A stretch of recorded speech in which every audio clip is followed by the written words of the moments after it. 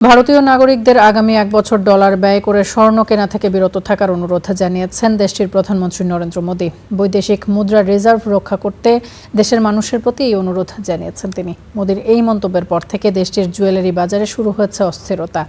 খাত সংশ্লিষ্ট প্রতিষ্ঠানগুলোর শেয়ার দরেও বড় পতন হয়েছে।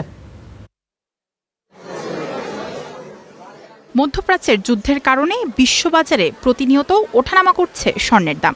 বিশ্বের অন্যতম স্বর্ণক্রেতা ও ব্যবহারকারী দেশ ভারতেও লেগেছে সেই উত্তাপ। বর্তমানে ভারতের 22 ক্যারেটের 1 ভরি স্বর্ণ বিক্রি হচ্ছে 1,72,627 রুপিতে। দেশটিতে বিয়ে সহ পারিবারিক আচার অনুষ্ঠান স্বর্ণ ছাড়া একদমই অসম্পূর্ণ, কিন্তু চাহিদার প্রায় পুরোটাই নির্ভর করে আমদানির ওপর। এশিয়ার এই দেশ আবার জ্বালানির জন্য আমদানি নির্ভর। ইরান যুদ্ধের কারণে বেড়ে গেছে আমদানি ব্যয়। ফলাফল 26 অর্থ বছরের মোট আমদানি ব্যয় হয়েছে $775 বিলিয়ন, যেখানে শুধু জ্বালানি আমদানি হয়েছিল $134 বিলিয়ন। পহেলা মে নাগাদ রিজার্ভ নেমেছে $690 বিলিয়ন।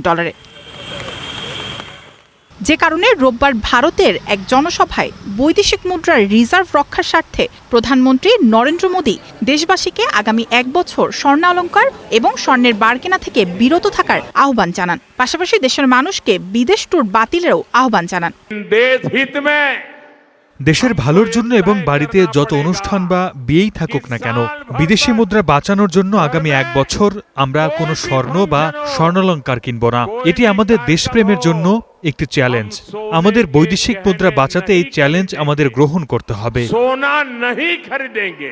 প্রধানমন্ত্রীর এই আহ্বানে মিশ্র প্রতিক্রিয়া দেখা দিয়েছে স্বর্ণ ব্যবসায়ীদের মাঝে। বর্তমান ভূরাজনৈতিক প্রেক্ষাপটে এমন আহ্বান যুক্তিসঙ্গত বলে মনে করছেন তারা। তবে একই সঙ্গে ব্যবসায়ীরা সতর্ক করেছেন, এই খাতের সঙ্গে সংশ্লিষ্ট কয়েক কোটি ক্ষুদ্র কারিগর ও শ্রমিকের জীবন জীবিকা যেন হুমকির মুখে না পড়ে।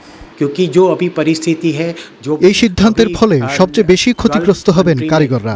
ইতিমধ্যে হীরা শিল্পে মন্দার কারণে অনেক কারিগর কাজ হারিয়েছেন।